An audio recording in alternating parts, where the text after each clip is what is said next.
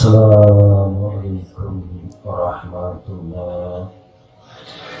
أعوذ بالله من الشيطان الرجيم. قوا أنفسكم وأهليكم نارا.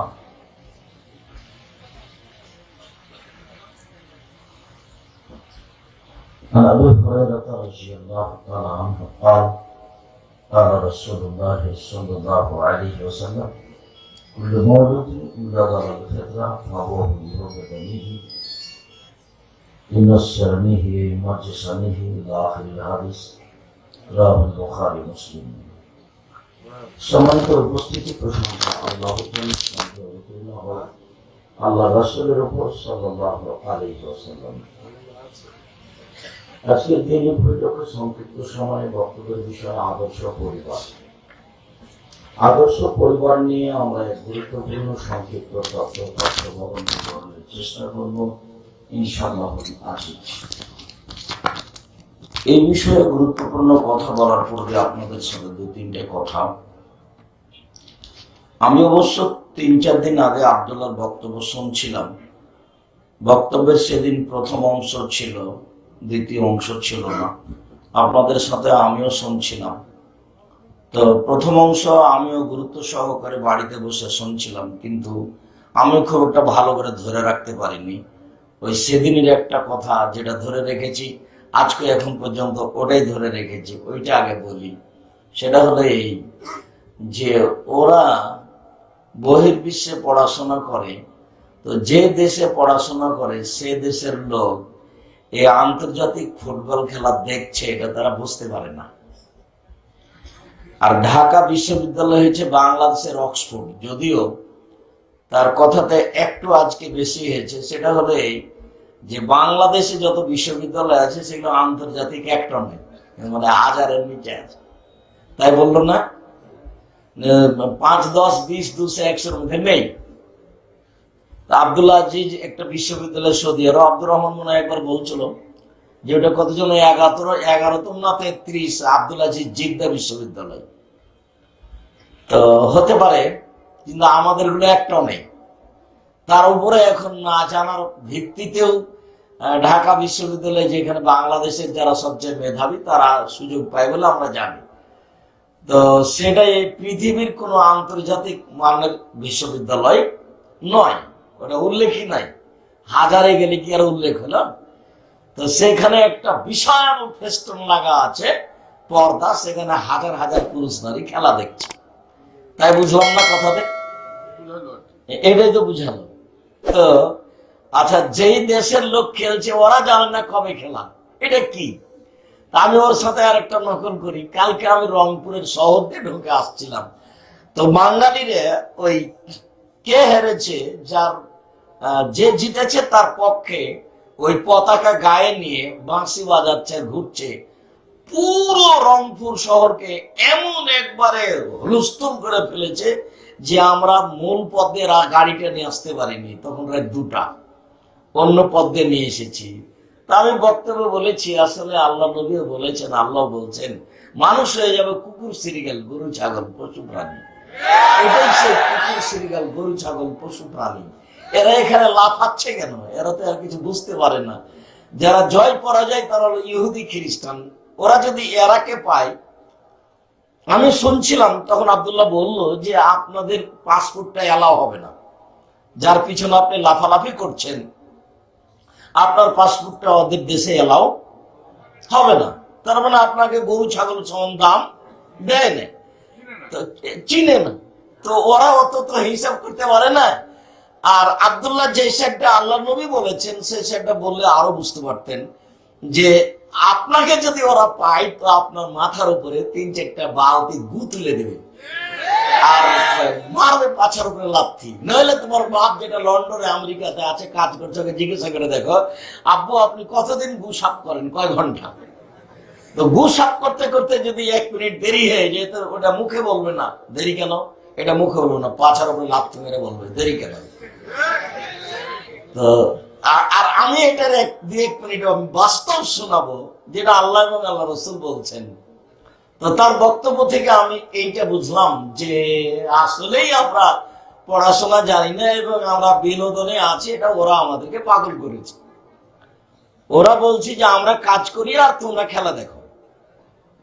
তো টাকা পয়সা আমরা উপার্জন করি, যন্ত্রপাতি আমরা তৈরি করি, যেহেতু আমরা বিক্রি করব তোমাদের কাছে, আর তোমরা কিনে নেওয়ার পরে যদি খারাপ হয় তো ভালো করতে হবে কোথায়? আমাদের দেশ। অবাক কথা, একটুকু বুঝবাজ নয়। মোটরসাইকেলের উপরে ব্রাজিলের পতাকা। তা আমি তোমার পতাকাটাকে যদি আমি পাশে পাই, আমি আব্দুল রাজ্জাক বিন ইউসুফ, আমি যদি পাই তাহলে এইভাবে তো দূর, আমি যদি পাই, যদি সুযোগ পাই তাহলে তোমার পতাকা আমি পেশাব করে দেবো, আমি আব্দুল রাজ্জাক বিন ইউসুফ। যেমন বলে গেছি সেদিন যে এদেশের চাঁপাইনবাবগঞ্জের ডুলি বিবি শব্দটাতে পেশাব করে দিতে হবে, থুবড়া শব্দটাতে পেশাব করে দিতে হবে। কিয়ামত পর্যন্ত আর কোনোদিন যেন চাঁপাইনবাবগঞ্জের লোক বুঝতে না পারে যে ডুলি বিবি কি জিনিস, থুবড়া কি জিনিস, এইভাবে একে ভুলে যেতে হবে। তো ঠিক এইভাবে পতাকাকে এমন ভাবে ভুলে যেতে হবে যে ওকে পেশাব করে দেবে, বলে তো এটা কি জিনিস আমরা জানি না, তাহলে তুমি হক আদায় করতে পারবে। তো ওরা জানে না, আর এরা হাজার হাজার লক্ষ মানুষ কি করছে, বিনোদন করছে এটা নিয়ে। আর সারা দেশে কত ভাত রান্না করছে আর খাচ্ছে, গরু জবাই করছে আর খাচ্ছে। যখন আমরা রংপুর শহর দিয়ে পার হই গত রাতে, তখন রাত 2টা, তখন আমরা মেন রাস্তা দিয়ে আসতে পারিনি। এই 3 নম্বর শ্রেণীর ইতর শ্রেণীর 3rd-person নোংরা, অশিক্ষিত, বর্বর, অসভ্য পশু প্রাণীর কারণে। আমি বেটা আব্দুল রাজ্জাক বিন ইউসুফ, আমি তোমার বিষয়টাকে 5 পয়সা দাম দিই না, কি হবে সেটা আমি কোনোদিন চিন্তা করিনি। আর আমি কোনোদিন সভাপতি সেক্রেটারি আমাকে কিছু বলবে, আমি তার পিছনে ঘুরি, তার 10 টাকা নিয়ে চলি, এটা আমার মাথাতে কোনোদিন কাজ করে না। আল্লাহ আমাকে ওভাবে কোনোদিন রাখেনি। আমি এখানে প্রোগ্রাম করতে এসেছি, এদের টাকা দিবে তাহলে আমি বাড়ি যেতে পারবো, এটা আমার মাথাতেই নাই, আমি 10টা দিয়ে যাব। আবার আল্লাহ ভাবে আমাকে রাখেনি কোনোদিনের জন্য। একবারে যেদিন থেকে পড়াশোনা শুরু করেছি সেদিন থেকে আজ অবধি কোনোদিন পয়সার পিছনে আমাকে পড়া লাগেনি। অন্য কোনো মসজিদে আমরা খুতবা দিতে গেলে খুতবা দেওয়ার শেষে 4-5 হাজার টাকা দেয়। জামিয়া সালাফে বাইতুল হামদে খুতবা দিতে যাই, তাহলে বিমানে নিয়ে যাওয়া হয়, নিয়ে আসা হয়, আর বিদায়ের সময় 10,000 টাকা দেওয়া হয় জুমার খুতবায়। যারা আসছে সম্মেলনে সবকে আন্তর্জাতিক ভাবে বিমানে নিয়ে আসা হবে, পাঠানো হবে এবং একটা ভালো পাথর দেওয়া হবে। তাদের জন্য লোকজন অনেক ব্যবস্থাপনা আছে, কোথায় কে নিয়ে যাবে, কে খাওয়াবে, কি খাওয়াবে, তার বিশাল প্রস্তুতি আছে। ঢাঙ্গিপাড়াতে খরচ হয় প্রায় 12 লক্ষ টাকা, আর রূপগঞ্জ নারায়ণগঞ্জে খরচ হয় প্রায় 15 লক্ষ টাকা। প্রতিদিন জামিয়া সালাফে ডাঙ্গিপাড়ায় লেবার মিস্ত্রি বিল আসে 20,000 থেকে না 40,000 থেকে না 50,000 লক্ষ পর্যন্ত। 20,000 আছেই নিম্নে প্রতিদিন। অনুরূপী বিল আছে জামিয়া সালাফে ডাঙ্গিপাড়া রাজশাহী, অনুরূপী আছে রূপগঞ্জ নারায়ণগঞ্জ ঢাকা, অনুরূপী আছে দিনাজপুর। বরিশালের কাজ চলমান নয়, তবে প্রতিষ্ঠান আছে। চাঁপাইনবাবগঞ্জের জন্মভূমি, আমি এখানে বক্তব্য দিতে আসতে পারবো না, থানা লোক আমাকে বাধা দিবে, এই দুঃসাহসকে আমি ঘৃণা করি। আমি এদেশে জন্মগ্রহণ করেছি, এটা আমার জন্মভূমি। আমি আমার বাড়িতে বক্তব্য দিতে এসেছি রাজশাহী থেকে। রাজশাহী আমার বাড়ি নয়, চাঁপাইনবাবগঞ্জ আমার বাড়ি।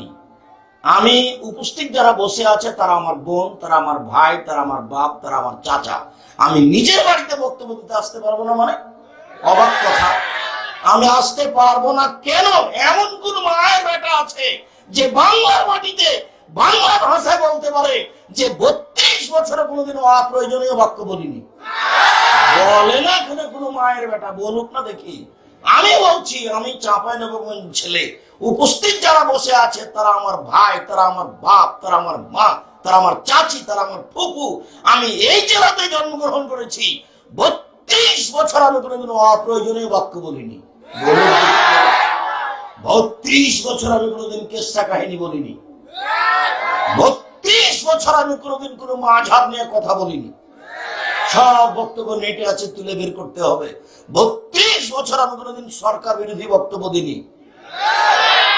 দীর্ঘ 32 বছর 2-1 ঘন্টার কথা বলিনি। দীর্ঘ 32 বছর আমি কোনোদিন মানুষের কাছে পথ খরচ পাথেও চাইনি। দীর্ঘ 32 বছর আমি কোনোদিন আমার পরিচয় দিইনি।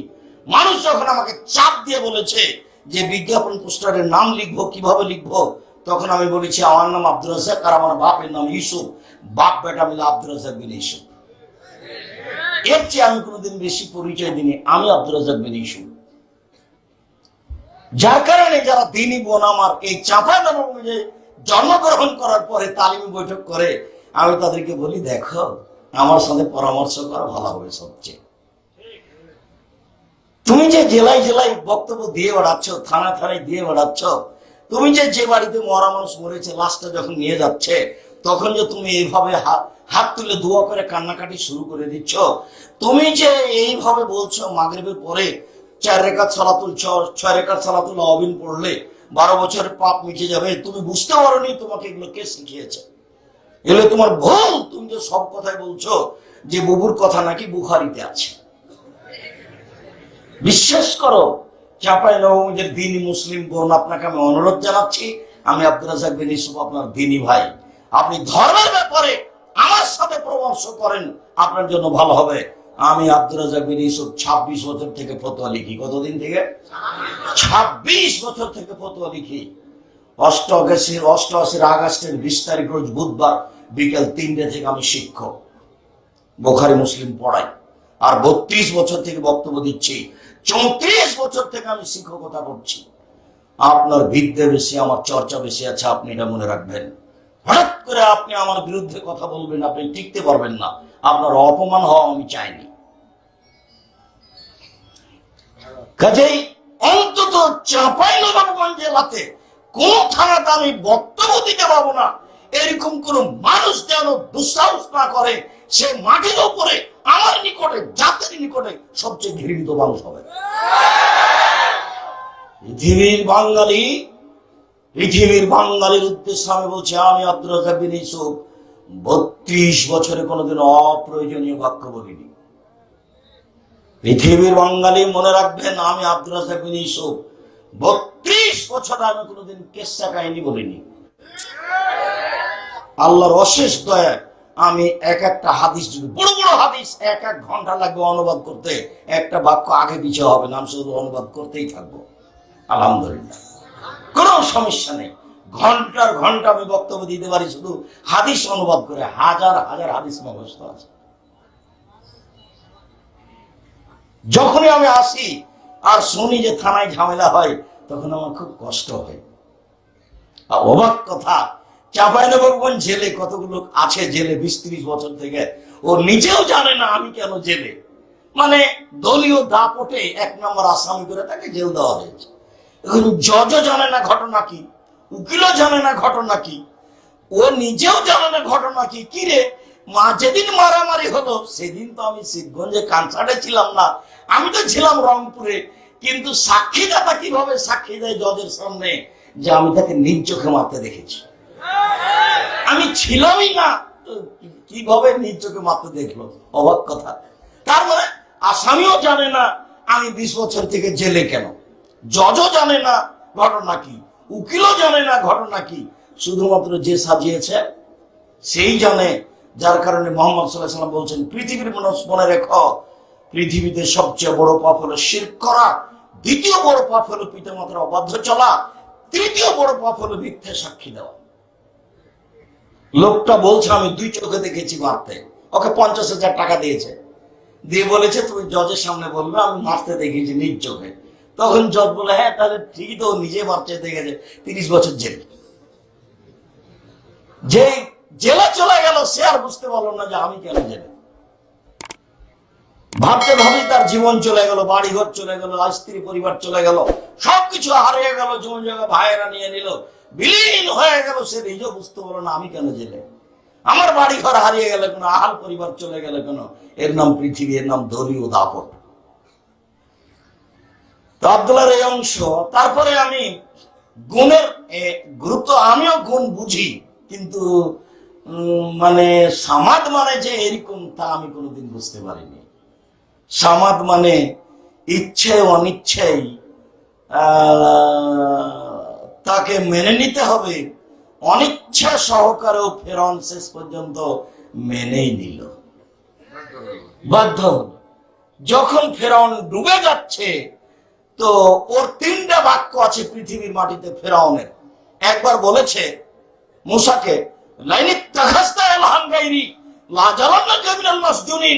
মূসা, তুমি যদি আমাকে বাদ দিয়ে কাউকে মাবুদ আল্লাহ বলে দাবি করো, তাহলে আমি তোমাকে জেলখানায় বন্দী করে দেব। এক সময়ের বক্তব্য এইটা। এক সময়ের বক্তব্য ফেরাউন বলছে, মালিম তো লাকুম মিন ইলাহিন গায়রি, মূসা, আমি ব্যতীত আর কোন আল্লাহ আছে এই কথা আমি জানি না। এক সময়ে ফেরাউন বলেছে, আনা রাব্বুকুমুল আলা, আমি হচ্ছি সবচেয়ে বড় আল্লাহ, সবচেয়ে বড় প্রতিপালক। এই তিনটা হলো কার বক্তব্য? ফেরাউনের বক্তব্য। এই ফেরাউন এক সময়ে বলছে যে আমি মূসা এবং বনি ইসরাইলের আল্লাহকে মেনে নিলাম। তখন আল্লাহ বলছে, ও এখন কাদা সেটামিন কাবল, ইতিপূর্বে তুমি এখনই তো অস্বীকার করেছিলে, এখন মেনে নিলে। তার মানে ফেরাউনের ঈমান গ্রহণ হলো না, ফেরাউনের ঈমান গ্রহণ হলো না।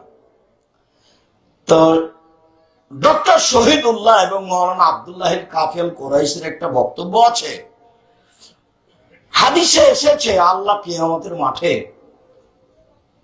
তিন অঞ্জলি, তিন খাবল, তিন অঞ্জলি মানুষ জাহান্নাম থেকে বের করে জান্নাতে দিয়ে দিবেন। আল্লাহ তিন খাবল মানুষ জাহান্নাম থেকে বের করে আল্লাহ কোথায় দিয়ে দিবেন? জান্নাতে দিয়ে দিবেন। তখন ডক্টর শহীদুল্লাহ বলছেন, জনাব, আল্লাহর হাত কি ছোট? আল্লাহর হাত তো জাহান্নামের চেয়ে বড়। তো জাহান্নামে যা আছে সবাই জান্নাতে চলে আসবে, ফেরাউনও চলে আসবে। এটা কে বললেন? কে বললেন? ডক্টর শহীদুল্লাহ বললেন, 16 ভাষার পণ্ডিত। তখন মৌলানা আব্দুল্লাহ কাফেল কুরাইশি বললেন, জনাব, মনে রাখবেন, অন্তরে ঈমান থাকবে না যার, অঞ্জলিতে আসার সুযোগ হবে না তার। জনাব, মনে রাখবেন, অন্তরে ঈমান থাকবে না যার, খাবলে আসার সুযোগ হবে না তার। চাপানগঞ্জের ভাষা। অন্তরে ঈমান থাকবে না যার, অঞ্জলিতে আসার সুযোগ হবে না তার। তোর ঈমান যদি না হয় তাহলে হবে না। বিচারের মাঠে হিন্দু আর ইহুদি খ্রিস্টানদের নেকি পাপ ওজন হবে না। যারা শিয়া, যারা কাদরিয়া, যারা জাবরিয়া, যারা মুজাসসামা, যারা জাহামিয়া, এদের দাড়ি পাল্লা হবে না। কেননা দাড়ি পাল্লা মানে হলো একদিকে একটা 5 কেজি ওজনের পাথর থাকতে হবে, আর একদিকে ধান থাকতে হবে, তাহলে তো মাপ হবে। তাই একদিকে এক পাল্লায় থাকতে হবে পাপ, আর এক পাল্লায় থাকতে হবে নেকি। তো যারা অমুসলিম হিন্দু, যারা ইহুদি খ্রিস্টান, তার তো কোনো নেকি নাই, তো পাল্লা হবে কি করে? কথা বুঝতে পারলেন? তাহলে এদের আর নেকি ওজন হবে না। তো আল্লাহ এদেরকে জাহান্নামে দিবেন কিভাবে? তখন আল্লাহ বলছেন, ওদের ওজন হবে না পাপ নেকি, ওদের কপাল, সামনের দিক, মাথার আর পা দুটাকে একসাথে ধরে জাহান্নামে নিক্ষেপ করা হবে। তাহলে জাহান্নামে মানুষ চিরদিন থাকবে। ডক্টর শহীদুল্লাহর কথা চূড়ান্ত নয়, মৌলানা আব্দুল্লাহ কাফেল কুরাইশি রাহিমাহুল্লাহর কথাই চূড়ান্ত। জাহান্নামে মানুষ চিরদিন থাকবে। যাদের পাপ নেকি ওজন হয়ে নেকি কমে গেছে, জাহান্নামে চলে গেছে, এরা কোনোদিন না কোনোদিন জাহান্নাম থেকে বের হয়ে যাবে। কিন্তু ওজন করতে গিয়ে কমে গেছে নেকি, সেই জন্য কোথায় চলে গেল? এখন জাহান্নামে চলে গেল। তো জাহান্নামে থাকতে ওর যে নেকি, আল্লাহটা আমানতের খেয়ানত করবেন না। যার যা নেকি সেটা আল্লাহ নষ্ট করবেন না। আল্লাহ রাগ দেখানোর কোনো প্রয়োজন নেই তার। যা, তুই অত বড় পাপ, তোর এক নেকিও রাখবে না, তোকে বাতিল করে দিলাম, যা। আল্লাহ এরকম কাজ করবেন না। তো তাহলে তো ওজনে যখন কমে গেছে নেকি, তখন জাহান্নাম চলে গেছে। তো কিছু তো ছিল নাকি? তো কিছু যেহেতু ছিল, কাজে 200 বছর, 50 বছর, 1 বছর, কোনোদিন না কোনোদিন ও জাহান্নাম থেকে বের হয়ে জান্নাতে যাবে। বুখারী, জি, সাজা খাটার পর বুখারী মুসলিমে ওদের নাম এসেছে জাহান্নামী। ওদের নাম কি এসেছে? জাহান্নামী। ওদের নাম এই নামই ডাকা হবে, ও জাহান্নামীরা শোনো। মানে জান্নাতে চলে গেছে তবু, জান্নাতে চলে গেছে তবু কি নাম? জাহান্নামী নামটা পড়ে গেছে। তো উপস্থিত বৈঠকের দিনই মুসলিম বোন, দিনই মুসলিম ভাই, যে মানুষ বেশি জায়গা পেলেন না, আমি আব্দুর রাজ্জাক বিন ইউসুফ অনেক কষ্ট করে এসেছি। গত রাত্রে যদিও আমি বাড়িতে এসেছি, যদিও আমি বাড়িতে এসেছি, তারপরে আমি গত রাত্রে 2টা প্রোগ্রাম ছিল, জোর করে প্রোগ্রামটা চাপানো হয়েছিল। তাই দিনে ছিল সেই কোথায় আসামের পাশে ভুরুঙ্গামারি, ওখান থেকে এসেছিলাম লালমনিরহাট। লালমনিরহাটে প্রোগ্রাম শেষ করে রংপুর শহর দিয়ে পার হচ্ছিলাম, তখন যারা খেলাচ্ছে খেলেনি, তো যারা খেলা দেখছে এদের অবস্থা এটা দেখলাম। এরপরে প্রতিষ্ঠানে এসে কিছু কাজ টাজ, তারপরে আমি এসেছি। আমি আপনার বাড়ির মানুষ এসেছি, আপনি জানেন যে আমি আব্দুর রাজ্জাক বিন ইউসুফ এসেছি, তারপর আপনি বাড়ি চলে গেলেন কেন? আপনি কি নিজের ঘরের মানুষকে অপমান করতে চান? তা আপনি রাস্তায় দাঁড়িয়ে আছেন কেন? এই ছেলে, বোকা ছেলে, তুমি রাস্তায় দাঁড়িয়ে আছো কেন? তোমার শরম হয় না? তোমার লজ্জা হয় না? তোমার ইতস্তবোধ হয় না? আসলে তোমার লালন পালনের ত্রুটি আছে। তুমি যাকে মা বলেছি সে তোমার মা নয়, তোমার খালা। ভুল বুঝেছ? আজকে এটাই প্রমাণ করবো, তারপরে আমি আলোচনায় যাচ্ছি। তুমি এসে চলে গেলে কেন? যারা আমার দিনী ভাই বোন দাঁড়িয়ে আছে তারা অপরাধ করলো কি? তুমি চলে গেলে কেন? তুমি কেন রাস্তায় হাঁটছো? তুমি কেন বাড়ি চলে গেলে? কেন যাবা? কেন যাবা? আমি আব্দুর রাজ্জাক বিন ইউসুফ তোমার বাড়ির মানুষ এসেছি, তুমি তো আসবা, এখানে হিন্দু এসে বসে থাকবে? আমাদের জেলার, আমাদের বাড়ির আব্দুর রাজ্জাক বিন ইউসুফ এসেছে, চলো যাই, কি বলছেন শুনে আসি। আমাদের ছেলে, আমাদের ভাই, আমাদের ঘরের মানুষ। মনে রেখো তুমি, আমি আব্দুর রাজ্জাক বিন ইউসুফ জাতির যদি রাস্তাঘাট করে দিতে না পারি, জাতির যদি স্কুল কলেজ করে দিতে না পারি, জাতিকে চূড়ান্ত সঠিক ধর্ম দিতে পারবো ইনশাআল্লাহ। ধর্মের ব্যাপারে জাতিকে ফাঁকি দিয়ে পরকাল হারাতে রাজি নই। 26 বছর থেকে ফতোয়া লিখি, 26 বছর থেকে। একাধিক বই পুস্তক আছে, যা তুমি দেখতে পাচ্ছ, সব এগুলো আরো আছে। তোমাদের কাছের ভাই আব্দুল্লাহ, তো আব্দুল্লাহর জন্য সবাই দোয়া করি, আমরা দোয়া করি যে আল্লাহ ওদেরকে অনেক বড় করুক। মানে লাতিফ মানে এইটা অর্থ তা আমিও কোনোদিন বুঝতে পারিনি। লাতিফ মানে হলো, যেটা বললো, আমি তখন ঘরে বলছে যে আমি যে খুব ব্যথিত, এটা কে বুঝবে? আমার ভাই তত বুঝতে পারবে না। আমার ভাই বলবে, যাকে তোর বউ মরে গেছে, তুই ঠান্ডা হওয়া, আল্লাহ ধৈর্য ধারণ কর। তো বউ মরে গেছে, ওটা আমারটা কি ও বুঝলো? তোকে থুয়ে গেল সবকিছু। ও তো আমারটা বুঝতে পারলো না, গেলে আমাকে সান্ত্বনা দিল। আমার বাপ মরে গেছে, তো আমার গ্রামের চাচারা এসেছে, থাকবে, তুই ধৈর্য ধারণ করবে। তো চাচা, তোর বাপ মরে গেছে, একটু ধৈর্য ধারণ করে লাগবে। তা আমার ব্যথা কি ও বুঝলো? এটা পৃথিবীতে কেউ কাউকে বুঝাতে পারবে না। তা আমার ব্যথা যে সবচেয়ে আমার মতো করে বুঝে, তার নাম লতিফ। আমি এইভাবে কোনোদিন অর্থ বুঝতে পারিনি। আমার 16 বছর ছাত্র জীবন, 32 বছর 34 বছর শিক্ষক জীবন, আর 32 বছর বক্তব্যের জীবন, আর 26 বছর থেকে ফতোয়া লিখি, আর 6 বছর থেকে নিজে ফতোয়া বোর্ড পরিচালনা করি। ফতোয়া বোর্ডে 12 জন মুফতি বসেন, বড় বড় বিদ্বান, তারা যারা দেশ বিদেশ থেকে পড়াশোনা করে এসেছে। এই ফতোয়া বোর্ড আমি পরিচালনা করি। আমি আপনার ঘরের মানুষ, আপনি আমাকে নিজের ভাইয়ের মতো ভালোবাসেন, এটা আমি চাচ্ছি। নিজের ছেলের মতো করে ভালোবাসেন, এটাই আমি চাচ্ছি। দিনের ব্যাপারে আপনি আমাকে জিজ্ঞাসা করেন, দিন ধর্মের ব্যাপারে আমি আপনার সাথে একসাথে হয়ে, এক ভাই হয়ে, এক ভাতিজা হয়ে, এক চাচা হয়ে, অন্তর থেকে কাছে হয়ে ফতোয়া দিব ইনশাআল্লাহ। আর মানুষ হিসেবে ভুল থাকতে পারে, যেটা ফতোয়া দিয়ে দেবো সেটা এইভাবে উল্টে ধরা কিয়ামত পর্যন্ত সম্ভব নয়। তবে মানুষ আমি, যেটা বলছি সেটাকে উল্টে ধরা সহজ নয়, খুব কঠিন। তবে আমি মানুষ, প্রত্যেকটা জিনিস কতবার দেখা আছে। যে কোনো ফটো আপনি জিজ্ঞাসা করলে মনে হয় যেন আমি ওটা 10 বার দেখেছি, 50 বার দেখেছি, 100 বার দেখেছি, এরকম আমার মনে হয়। তখন এটা বলতে আমাকে সময় লাগে না, আমি কাজই এটা করি, বক্তব্য দিই, একটু কলমে লিখি, ফতোয়া ঠিক করি, এটাই, অন্য আর কিছু করার আমার পরিবেশ আসেনি। আলহামদুলিল্লাহ, এটাকে আমি ভালোই মনে করছি। আর আমি যে বলি যে জাতি যদি রাস্তাঘাট করে দিতে না পারি, কলেজ স্কুল করে দিতে না পারি, কে বললে পারি না? আলহামদুলিল্লাহ, জামিয়া সালাফিয়া ডাঙ্গিপাড়া পাওয়া রাজশাহী 26 থেকে 30 বিঘা জমির উপরে, জামিয়া সালাফি রূপগঞ্জ নারায়ণগঞ্জ 51 বিঘা জমির উপরে, জামিয়া সালাফিয়া আপনার বড়ি যেটা দিনাজপুর সেটা 20 বিঘা জমির উপরে, জামিয়া সালাফিয়া যেটা ঘটতে যাচ্ছে বরিশাল সেটা শহরের পাশে 7 বিঘা জমির উপরে, জামিয়া সালাফের জমি রেডি আছে চট্টগ্রামে, জমি রেডি আছে ফরিদপুরে, জমি রেডি আছে নোয়াখালীতে, জমি রেডি আছে কুষ্টিয়াতে, জমি রেডি আছে ময়মনসিংহে, জমি রেডি আছে সিলেটে। এসব জায়গাতে জামিয়া সালাফে গড়বে ইনশাল্লাহ, সময়ের ব্যবধান। আমি চাঁপাইনবাবগঞ্জের মানুষ, মানে আপনার বাড়ির মানুষ, দিন রাত আমি বলি চাঁপাইনবাবগঞ্জের মানুষ, চাঁপাইনবাবগঞ্জের ভাষাতে বলে, কালকে কতবার বলেছি, এ তোকে তো দিতে হবে, তোর বাপকে দিতে হবে, এ ভাষা তো এখানকার।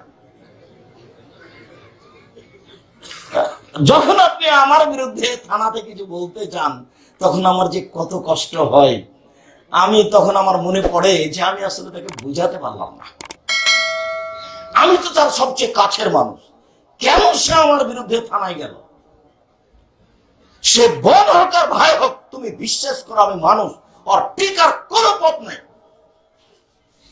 যার বিরুদ্ধে গেছে থানায় বলতে, যে গেছে তার অতীতের 100 বছর আমি চ্যালেঞ্জ করলাম, তার বাপ, তার দাদা, তার বংশে কেউ শুধু কোরআন হাদিস অনুবাদ করে বক্তব্য দিয়েছে, কথা বলতে পারবে না। আর ও বলতে পারবে না যার পক্ষে গেছে, আমার বিরুদ্ধে থামাতে গেছে। আমি আব্দুর রাজ্জাক বিশ বলছি, 30 বছর থেকে মা কোনোদিন অপ্রয়োজনীয় বাক্য বলি না, একটু বলুক না দেখি। তুমি দিনী বোন, তুমি দিনী বোন, আপনি দিনী বোন, আপনাকে আমি অনেক ভালোবাসি, আপনি আমার খালা, আপনি আমার মা, আপনি আমার চাচি, আপনি আমার, তুমি আমার দিনী বোন। তুমি যার পরামর্শে ফতোয়া দিয়ে বেড়াচ্ছ, ভুল দিয়েছে। আমি আব্দুর রাজ্জাক বিন ইউসুফ, তুমি যদি আমার কাছে ফতোয়া নাও, ইনশাল্লাহ ভুল হবে না, তবে আমি মানুষ। অতএব আমার পরামর্শকে প্রাধান্য দেওয়া ভালো হবে, আমি এটাই মনে করি। সম্মানিত দিনী ভাই বোন, এইখানে লতিফ আর ওয়াকিলের এইটা তর্জমা, ওয়াকিল একটু বুঝতে পারতাম, কিন্তু লতিফ যে এরকম অনুবাদ সেটা আমি কোনোদিন বুঝতে পারিনি। আর সামাদের যে এটা তর্জমা, এটা আমি কোনোদিন ধরতে পারিনি। আমি বলেছি নিরপেক্ষ মুখাপেক্ষীহীন, সামাদ হলো নিরপেক্ষ মুখাপেক্ষীহীন, বহুদিন তর্জমা করেছি। সামাদ হলো নিরপেক্ষ মুখাপেক্ষীহীন। তো আমি আর একটু বলে যাই, ইসমে আজম নামে দোয়াটার কথাটা আমার দিনী ভাই বোন যারা যেখানে আছেন, রাস্তাঘাটে আছেন, চলে আসেন। আমার আরো দিনী ভাই 5 জন দাঁড়িয়ে কথা শুনছে, আপনিও শোনেন। এই ছেলে, তুমি রাস্তায় দাঁড়িয়ে আছো কেন? এখন ওখানে কথা বলছো কেন? কোন শরমে? তুমি কি বলতে চাচ্ছ যে আসলে তোমার মা তোমার মা নয়, তোমার খালা? এটা তোমার খালা, যে এটাই যে তোমার খালা, এটা তোমার মা নয়, আমি এটা প্রমাণ করবো, তারপরে বক্তব্য দেবো। তোমার যে এটা সৎ মা, তোমার এটা নিজ মা নয়, এটা আগে প্রমাণ করবো, তারপরে বক্তব্য দেবো। তুমি শোনো আগে। উপস্থিত দিনী মুসলিম ভাই বোন, আমি প্রমাণ করছি এই ছেলের মা নয়, এটা এই ছেলের খালা।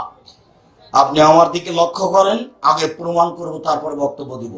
আমি আছি, উনি চলে গেলেন কেন? কেন এখন বাড়ি থেকে টিভি চালু করলেন? কেন করবেন? আমার দিনী ভাই বোন যারা দেখতে পাচ্ছেন ভালো, দেখতে না পাইলেও কিছুক্ষণ কষ্ট করেন, কি করা যাবে? এখন এনাদের কাছে যদি আমরা দাবি জানাই যে আমাদের বসার ব্যবস্থা করে দিন, তা কি পারবে? পারবে না। একটু ধৈর্য ধারণ করি। যাক, আব্দুর রাজ্জাক সাহেব আগে প্রমাণ করেন যে এটা আমার মা নয়। আচ্ছা ঠিক আছে, আমি এটা প্রমাণ করি, তারপরে কথা। জাবের রাদিয়াল্লাহু তাআলা আনহু বলেন যে আমরা রাসূলের সাথে একবার যুদ্ধ করে আসছিলাম, মদিনায় ঢুকবো। ঢুকতে না ঢুকতে তিনি বলছেন, এই থামো, এই সবাই এখানে থামো, আমরা রাতে এখানে থাকবো, সকালে মদিনায় ঢুকবো। তো আমি জাবের বললাম, আল্লাহর নবী, আমি নতুন বিবাহ করেছি, আমাকে বাড়ি যেতে অনুমতি দেন।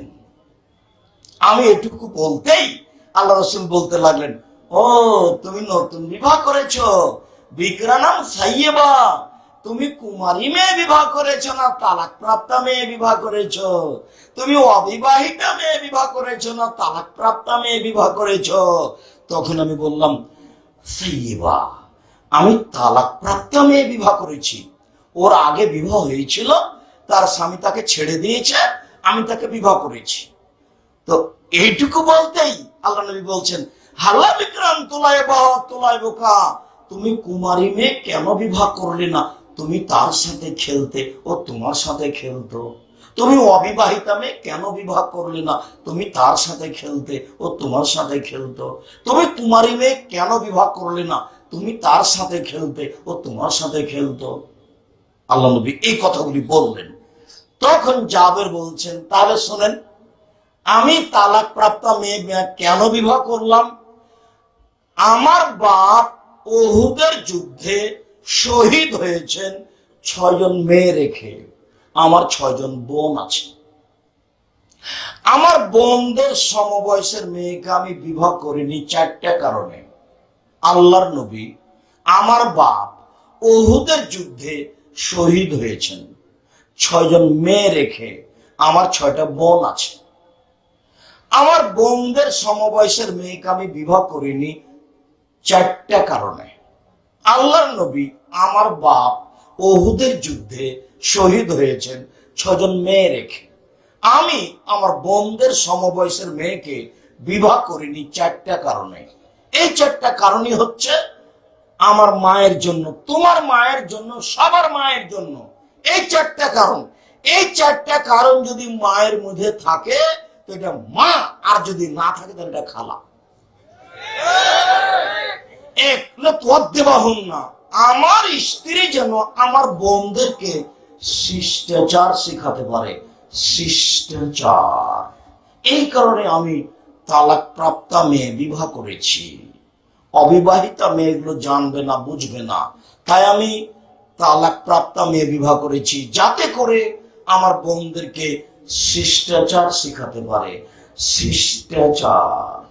আম্মু, রাস্তায় হাঁটলে এক পাশ দিয়ে হাঁটিও, শিষ্টাচার।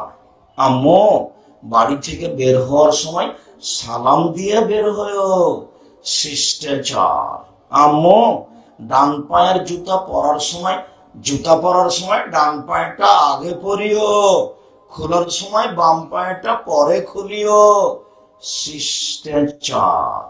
আম্মু, বিছানায় শোয়ার সময় ডান কাতে দোয়া পড়ে শুয়ো, শিষ্টাচার। আম্মু, গিলাস ডান হাতে ধরে পানি খায়, বাম হাতে ধরিও না, আম্মু বাম হাতে শয়তান ধরে, শিষ্টাচার। তোমার চাচা, বাপ, দাদা কেউ বিদায় হলে বলিও, আস্তাগফিরুল্লাহ দীনাকা ওয়া মানাতাকা ওয়া আখিরা মালিক ওয়া যাওয়াদাকা লাতাকা ওয়া গাফারা যামবাকা আস্তালাকাল খায়রা আইস মাকুনতা। এই দোয়া পড়িও। টাটা বাই বাই বলো না, এটা হলো অনইসলামিক শিষ্টাচার। মোবাইলে রিং হচ্ছে, আম্মু যদি চিনতে পারো হিন্দু তাহলে বলিও ধন্যবাদ। কি বলছিলেন জনাব? যদি চিনা না যায় তাহলে হ্যালো বলিও না, বলবা আসসালামু আলাইকুম। হ্যালো বলে কুকুরকে ডাকে, আসসালামু আলাইকুম। চিনতে পারো আর না পারো, ডোম হোক, চামার হোক, হাড়ি হোক, মেথর হোক, মুচি হোক, যে হোক না কেন, যখন তুমি চিনতে পারলে না তখন বলবে, তুমি অন করে দিয়ে কি বলবে? আসসালামু আলাইকুম। আমি কোনোদিন হ্যালো বলি না, তুমি আমার সাথে কথা বলে দেখো একদিন। আমি এটা করি না, এটা আমার জীবনের মধ্যে নেই। তবে আমি মানুষ, কোথাও ভুল থাকতেও পারে। আমি কোনোদিন দোকানপাটে চায়ের স্টলে বসিনি, আমি এ যাবৎ কোনোদিন চায়ের স্টলে বসিনি। জামিয়া সালাফের ভিতরেও চা বিক্রি হয়, আমি ওখানে দাঁড়িয়ে বলছি, এক ছেলে ঠিক মতো চা করো তো। যদি মানুষকে ঠকায় না খবর ধরে, যদি আমি শুনতে পাই তাহলে তোমাদের বলবো বাড়ি চলে যাও, বাড়ি চলে যাই, না থাকতে হবে না। আমাকে তখন অনুরোধ করে যে একটু বসেন, একটু বসেন, এক চাপ চা খাই। ও জীবনে কোনোদিন বলতে পারবে না আব্দুল রাজ্জাক সাহেব আমার এখানে সামনে বসেছে আর এক কাপ চা খেয়েছে, এটা বলতে পারবে না। গ্রামে বাড়িতে কোনো জায়গাতে নেই, জীবনে 4 স্টলে বসিনি কোনোদিন, কোনোদিন বসেনি, ওটা ঘটেনি। 16 বছর ছাত্র জীবন আছে। 1976 সালে আমি সর্বপ্রথম নাচল পড়তে গেছি। যখন নাচল পড়তে গেছি সর্বপ্রথম, যখন আমি নবাবগঞ্জ ট্রেন স্টেশনে এসেছি, যে আমাকে নিয়ে যাচ্ছে সে আমাকে বলছে, যখন খুব শব্দ করে দমদম দমদম শব্দ করে ট্রেন আসলো, তখন বলছে চুপচাপ থাকবি নইলে ট্রেন ধরে নেবে। মনে হচ্ছে এখনই বলছে। তো যখন গাড়িতে উঠে কথা বলছে, তো আমি বলছি তুমি যে কথা বলছো তোমাকে ধরে না। আর এইখানে একটা ট্রেন স্টেশনের সামনে একটা ইয়ে ছিল, বড় পাকুড় গাছ ছিল। চাঁপাইনবাবগঞ্জ ট্রেন স্টেশনের সামনে একটা বড় পাকুড় গাছ ছিল। একটা লোক বলছে এখন ওই ফুটপাতে ওষুধ বিক্রি করবে। তো সে লোকটা বলছে আমার বাড়ি কানসাট। কানসাটের অর্থ এনে যে আমি কান ছাড়তে বলিনি, মনে হচ্ছে এখনই বলছে। এটা 76-77 সালের ঘটনা হবে। তখন আমি জানি না কানসাট কোথায় আছে, তখন আমার জানা নেই। পায়ে হেঁটে বাড়ি থেকে দেবীনগর থেকে চাঁপাইনবাবগঞ্জ এসেছি, এখানে সাথে সাথে এসেছি, এটা আমার জানা আছে। লোকটা বলছে আমার বাড়ি কানসাট, মানে আপনাদেরকে আমি কান ছাড়তে বলিনি। তখন আমি জানি না কানসাট কোথায়। সম্মানিত দিনী বোন, সম্মানিত দিনী ভাই, আমি আপনাকে অনুরোধ জানাচ্ছি যে তোমার মা, আপনার স্ত্রী যদি ছেলে মেয়েকে শিষ্টাচার শিখাতে না পারে, তাহলে এটা মা নয়। তোমার মাথায় খেলোয়াড়দের মতো করে চুল আছে, ছাতা চুল ছেড়েছ, চতুর্দিক চাঁচা আছে, বলো তো এটা কোন শিষ্টাচার? ইহুদি খ্রিস্টানের শিষ্টাচার। তোমার প্যান্টটা টাকানো নিচে আছে, বলো তো এটা কোন শিষ্টাচার? তোমার দাড়ি চাঁচা আছে, বলো তো কোন শিষ্টাচার? তোমার হাতে সিগারেট আছে, বলো তো কোন শিষ্টাচার? তুমি মোবাইলে হ্যালো বলছো, বলো তো কোন শিষ্টাচার? দোকানে বসে তুমি আড্ডা পিটছো, বলো তো তুমি এটা কোন শিষ্টাচার? তোমাকে কি শিখালো তোমার মা? এটা তোমার মা নয়, এটা তোমার সৎ মা। 2, অতলে মহন্না, আমার স্ত্রী যেন আমার বোনদেরকে বিদ্যা শিখাতে পারে। বিদ্যা, আম্মু জোহরের সালাত 4 রাকাত ফরজ পড়তে হয়, আগে 4 রাকাত সুন্নাত, পরে 2 রাকাত সুন্নাত। 6 রাকাত সুন্নাত পড়লে জান্নাতে ঘর বানানো হয়। আম্মু জোহরের আগে 4 পরে 4, 8 রাকাত সুন্নাত পড়লে জাহান্নাম হারাম হয়ে যায়। আম্মু মাগরিবের পরে সালাতুল আওয়াবিন পড়তে হয় না। আম্মু মাগরিবের পরে শুধু 2 রাকাত। সালাতুল আওয়াবিন হচ্ছে 10:30টা 11টার সময়, 11:30টার সময় সালাতুল আওয়াবিন। ওই শব্দটা আল্লাহ নবী নিজে উচ্চারণ করে বলেছেন, সালাতুল আওয়াবিন। আম্মু চাষতের সালাতের চেয়ে সালাতুল আওয়াবিন বেশি দামি। কখন? 10:30টা 11টা 11:30টার সময়। আম্মু বিদ্যা, বলো তো তোমার মা তোমাকে কি বিদ্যা শিখিয়েছে? 3, অতরাত যারা হন না, আমার স্ত্রী যেন আমার মাথার চুলকে, আমার বোনদের মাথার চুলকে চিরুনি করে সাজগোজ করে ভালো করে ঢেকে সবকিছু ঠিকঠাক করে রাখতে পারে। আমার স্ত্রী যেন আমার বোনদের মাথার চুলকে চিরুনি করে সুন্দর করে পরিপাটি করে সাজগোজ করে রাখতে পারে। এই জন্য আমি আমার বোনদের সমবয়সের মেয়েকে বিবাহ করিনি। আমি তালাক প্রাপ্ত মেয়েকে বিবাহ করেছি যাতে এগুলি পারে। এইবার আমি আপনাকে বলি, আপনার স্ত্রী এখানে বসে আছে, আপনার মেয়েটা ক্লাস 10-এ পড়ে, পাশে বসে আছে, গল্প করছে, মাথায় পাঞ্জার চুল আছে, শীতের দিনে চুল ছাড়া আছে। বলেন তো আপনার স্ত্রী কি শিষ্টাচার শিখিয়েছে বাচ্চাকে? আসলেই কি এটা আপনার স্ত্রী, না কিভাবে আপনি সংসার করছেন, না এটা আপনার সৎ স্ত্রী? এগুলো বাচ্চাকে দেখে না। স্ত্রী সৎ হয় না, ঠিক বলেছেন। এটা কি বাচ্চার সৎ মা, মানে পরের স্ত্রী? এটা কি আপনার আর একজন স্ত্রী? আল্লাহ রহম করো, সৎ মা। জি। 4, অতাকুম আলাইহিন্না, আমার স্ত্রী যেন আমার বোনদের উপরে পাহারা দিতে পারে। মা মানে পাহারাদার, মা মানে পাহারাদার। মা মানে পাহারাদার। চাঁপাইনবাবগঞ্জে একটা ফ্যাক্টরি খোলা হয়েছে, মালিক 3 জন গার্ড পাহারাদার রেখেছেন। সকালে শুনলেন ঠিক মতো রাতে পাহারা দেয়নি, ঘুমিয়েছিল, মালিক সকালে তাকে বিদায় করে দিবে। আপনার স্ত্রী আপনার বাচ্চার উপরে পাহারা দেয়নি, এখন আপনি স্ত্রী কি করবেন দেখেন। আমি তালাক দিতে বলিনি, তবে স্ত্রী যদি পরিবারকে দেখতে না পারে তাকে তালাক দেওয়া ভালো, এটা আমার পরামর্শ। মা হলে 4টে জিনিস লাগে। এই ছেলে, তোমার এটা মা কিনা তুমি আমাকে বলবা। 1 শিষ্টাচার, 2 বিদ্যা, 3 চিরণী, 4 পাহারাদার। তোমার মা তোমার জন্য এবং তোমার বোনের জন্য শিষ্টাচার শিখানোর দায়িত্বশীল মহিলা। 2 বিদ্যা শিখানো, 3 সাজগোজ করে মাথা চিরুনি করে পরিপাটি করে মেয়ে বড় হলে ঢেকে রাখার দায়িত্ব তোমার মায়ের।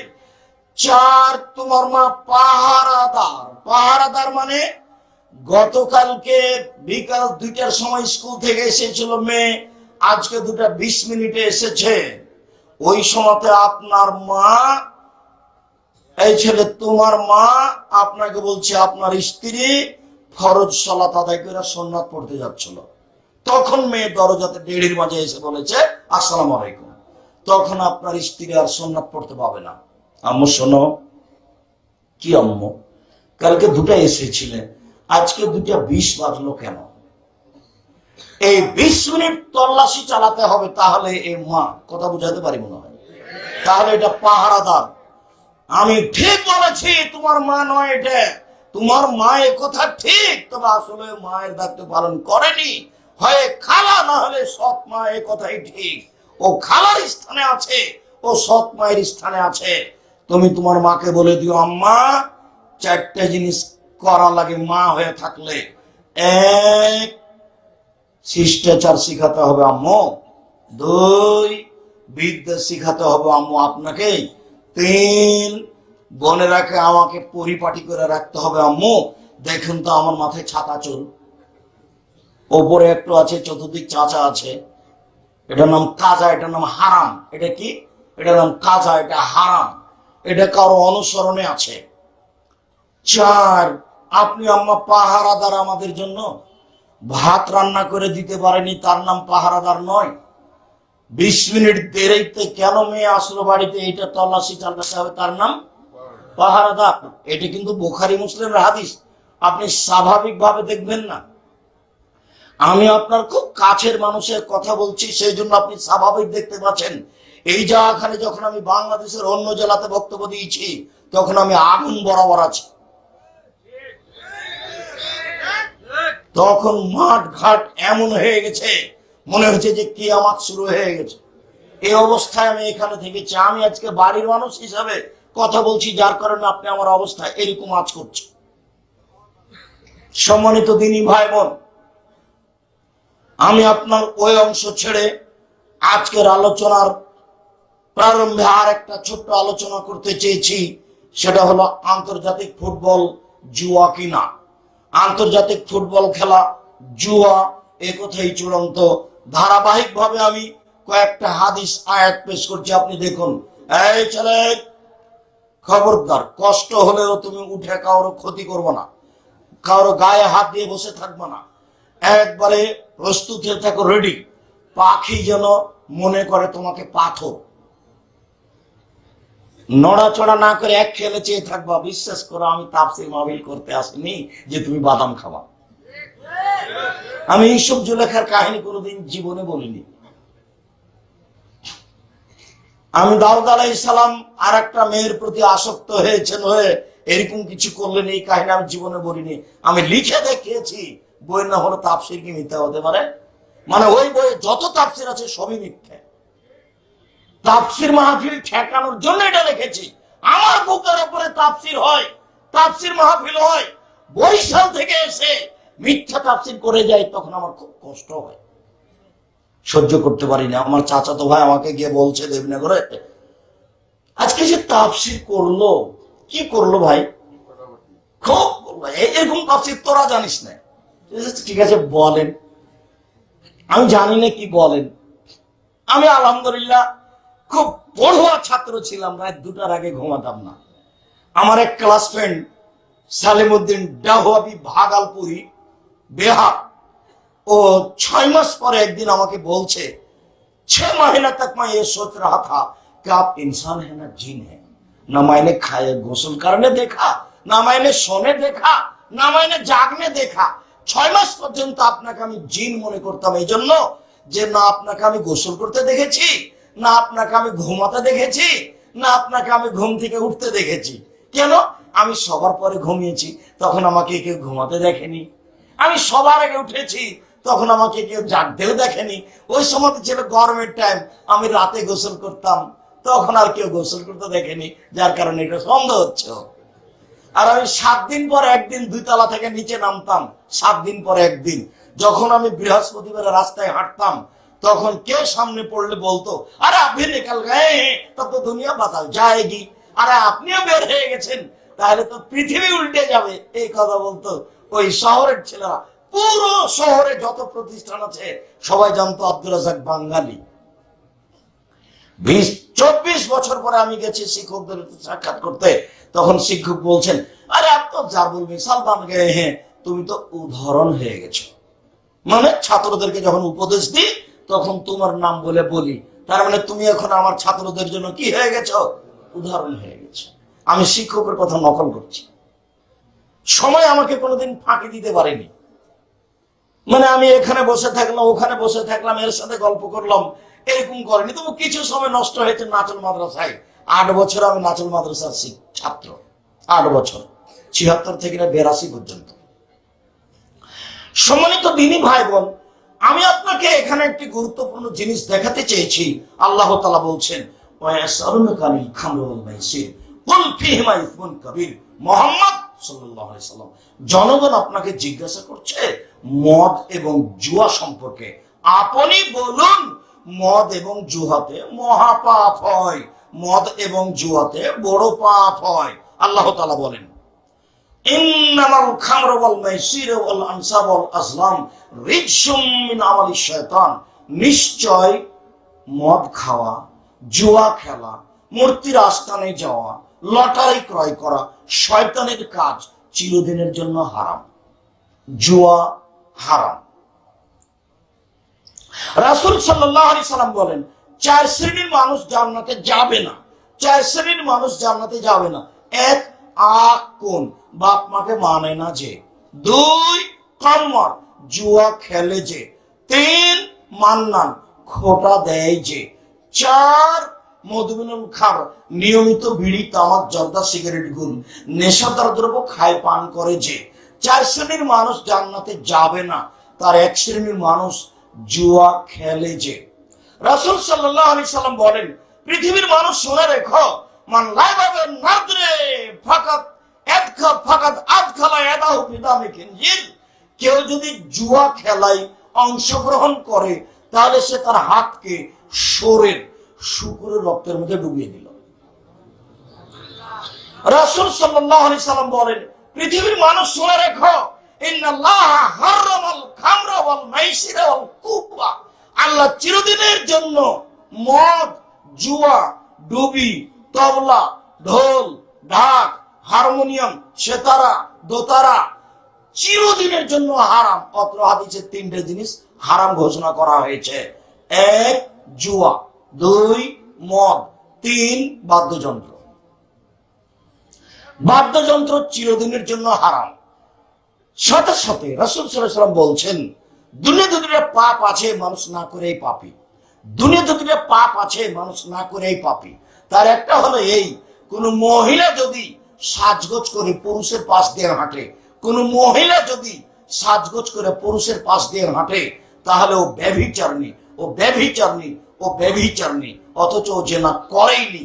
অথচ রাসূল সাল্লাল্লাহু আলাইহি ওয়াসাল্লাম কথাটা 2 বার বা 3 বার বললেন, ও ব্যভিচারিণী, ও ব্যভিচারিণী, সাজগোজ করেছে, হেঁটেছে সেই জন্য। আচ্ছা বলো তো, আমাদের দেশের থুবড়াতে ওই যে মহিলাটা বসে আছে ক্ষীর সামনে করে, মেয়েটা, সারা গ্রামের লোক তার মুখে ক্ষীর তুলে দিল, এটা কেমন কথা হলো? আল্লাহ নবী বলছেন বউ স্ত্রীর মুখে কিছু তুলে দিতে হয়, তাহলে সাদকার নেকি হয়। এ কোন ধরনের নোংরা নীতি? বুঝলাম এটা চাচা, এটা দাদা, এটা খালা, এটা ফুফু। আরে চাপায় নবীগঞ্জ তো গোটা গ্রামই চাচা। তো সবাই যদি চাচা হয় তো পর্দা করবে কার সাথে? সবাই যদি ভাই হয় তাহলে পর্দা করবে কার সাথে? পর্দা লাগবে না, পর্দা উঠে গেছে গ্রাম থেকে। ওটা চাচা, এটা ভাই। তো এখন ভাই নিজের ভাই না চাচা, নিজের চাচা না কি? মানুষ তার একটু ভাবে না। নিজ চাচা ছাড়া চাচা তো, নিজ চাচা তো চাচার সাথে বিবাহ যায়, নিজ চাচা ছাড়া। তার মানে আমার দাদার 2-3টে ছেলে, এরা হলো আমার বোনের নিজ চাচা। আমার দাদার নিজ ভাই আছে, দাদার নিজ ভাই নাই, চাচা দাদা, ওদের ছেলেগুলো যেগুলো ছেলে মেয়ে আছে এর সাথে বিবাহ যায়। নিজ চাচাতো বোনের সাথে বিবাহ যায়, তখন নিজ চাচাতো বোনের মেয়েটা খালি বলছে মামা মামা। তো এখন মামার সাথে বিবাহ, আরে কেমন করে হয়ে গেল মামার সাথে বিবাহ হয়ে গেল ভাগ্নি? আরে ওর মাকে তো বিবাহ করা যায়, চাচাতো বোনকে বিবাহ করা যায় নয়? তো চাচাতো বোনকে যদি বিবাহ করা চলে তো চাচাতো বোনের বেটিকে চলে না? তো তাহলে কেমন হয়ে গেল? চাচাতো বোনের বেটি তো দিনরাত মামা ডাকে, ডাকুক, তাতে কি আছে? বিবাহ যায় কেন? ওর মাই তো যায়, তো বেটি যায়, উপরেরটাই তো যায়। তো নিচে চলে গেছে তো বাতার যাও না, যায় যে কোনো সমস্যা নেই। চট করে এই কথাটা মনে পড়লো। এখানে আমার অনেক কথা আছে, একটু পরে ফিরে আসছি।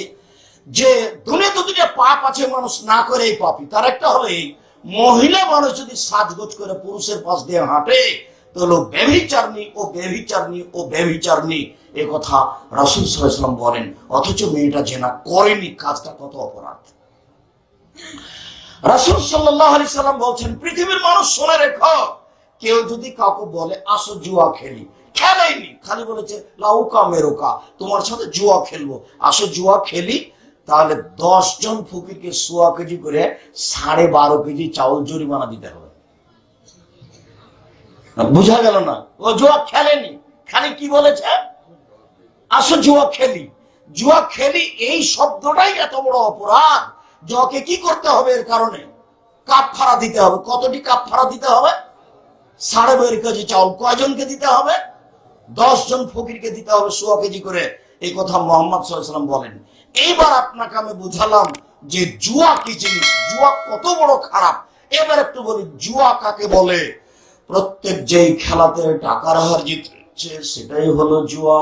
প্রত্যেক যেই খেলাতে টাকার হার জিত রয়েছে সেটাই হলো জুয়া। প্রত্যেক যেই খেলাতে টাকার হার জিত রয়েছে সেটাই হলো জুয়া। আমি খেলা বুঝতে পারি আর না পারি, যা এখন আছে, যা তখন ছিল, যা 100 বছর পরে জন্ম নিবে, প্রত্যেক যেই খেলাতে টাকার হার জিত হবে সেটার নাম কি?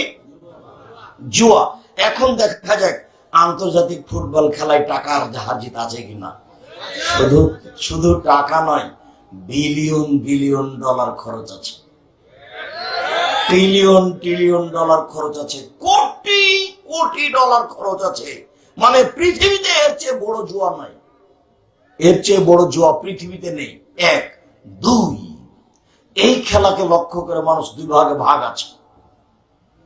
ও বলছে এ যদি জয় হয় তাহলে আমি গরু জবাই করব, এ যদি পরাজয় হয় তাহলে আমি আত্মহত্যা করব। 2 ভাগে দিন রাত কাটাচ্ছে, 2টা ভাগ সবসময় হিংসা চলছে, মুখামুখি। কোথায় খেলা? ব্রাজিলে, আজ আপনার কাতারে, আর আমরা এখানে একজন আর একজনের সাথে লেগে আছি। শুধু তাই না, আরো দেখাই, সারা পৃথিবী জুড়ে যত ফেস্টুনে কাপড় কিনা হয়েছে পর্দায়, তাতে কত লক্ষ টাকার কাপড় আছে, মানুষের হিসাব নাই। ফেস্টুন কেন? এই পতাকার জন্য কত কাপড় কিনা হয়েছে, কত লক্ষ টাকার কাপড় আছে, তার কোনো হিসাব না। আপনাকে আমি বলি, মাগুরা জেলায় একটা লোক জমি বিক্রি করে 7.5 কিলোমিটার লম্বা করে পতাকা ঝুলিয়েছে। ফেনী জেলায় একটা লোক 4.5 কিলোমিটার লম্বা করে পতাকা ঝুলিয়েছে। আপনাকে আমি বাস্তব বলছি। সাথে সাথে আরো এই খেলাকে লক্ষ্য করে সবাই হাততালি দিচ্ছে। হাততালি ইহুদি খ্রিস্টানদের কাজ। এই খেলাকে লক্ষ্য করে সারা পৃথিবীতে কত টিভি টেলিভিশন ব্যবহার হচ্ছে, কত খরচ আছে, সাথে সাথে কত কোটি কোটি নারী ল্যাংটা হয়ে নাচছে, সাথে সাথে সারা পৃথিবী জুড়ে কত মানুষ খেলা দেখার নামে কাতারে গিয়ে বাসা ভাড়া করে আছে। এই খবর কি জানেন? মানে সারা পৃথিবীর যারা বিত্তশালী তারা খেলা বাস্তব দেখার জন্য কোথায় গেছে? কাতার চলে গেছে, কাতারে বাসা ভাড়া করে আছে। সব মিলে দেখেন তো কত খরচ আছে। তারপরেও যদি এটা হারাম খেলা না হয়, তাহলে হারাম খেলা কোনটা? আমি বক্তব্যে বলেছি এই খেলাটা এত বড় হারাম, এই খেলাটা এত বড় হারাম, এই খেলাটা এত বড় হারাম যে এই খেলাটা যদি জিবরাইল আলাইহিস সালাম খেলেন একদিকে, আর একদিকে মালাকুল মউত যদি হন, আর এটা কাবা ঘরের মাঠে যদি হয়, তবুও হারাম। বুঝাতে পারিনি আমি কত দূরে গেছি। খেলার একদিকের প্লেয়ার কে? জিবরাইল আলাইহিস সালামের একদিকের কে? আজরাইল, মালাকুল মউত। খেলাটা হচ্ছে কোথায়?